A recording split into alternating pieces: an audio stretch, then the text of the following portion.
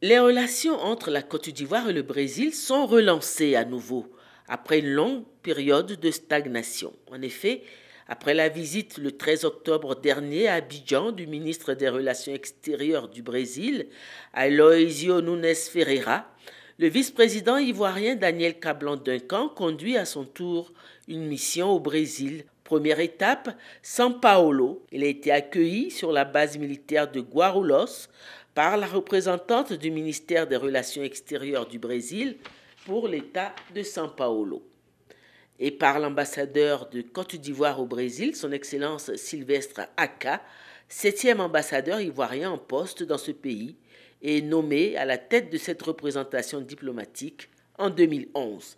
São Paulo, grande mégalopole et poumon économique du Brésil, le vice-président ivoirien avait à son programme des rencontres avec des hommes d'affaires et investisseurs brésiliens. L'institution du président de la République, vous voyez que nous venons avec une équipe. Lorsque le ministre des Relations extérieures du Brésil était passé à Abidjan et qu'il avait vu donc son homologue et surtout le président de la République, il avait été convenu que nous devions faire une halte ici pour rencontrer les hommes d'affaires. Il s'agit ici de nouer des relations avec des industriels, notamment dans la transformation des grands produits comme le cacao, l'anacarde, et puis en fait tout le secteur agricole, mais aussi de voir aussi le secteur des infrastructures, disons économiques et sociales, pour voir un peu ce qu'on peut faire ensemble. Parti d'une économie basée sur l'agriculture, tout comme la Côte d'Ivoire, le Brésil se classe aujourd'hui comme une grande puissance émergente.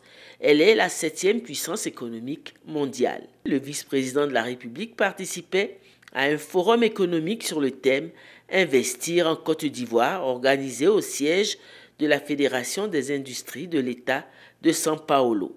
Une rencontre qui lui a permis d'exposer devant un auditoire composé de grands chefs d'entreprise du Brésil sur les opportunités d'affaires qu'offre aujourd'hui la Côte d'Ivoire.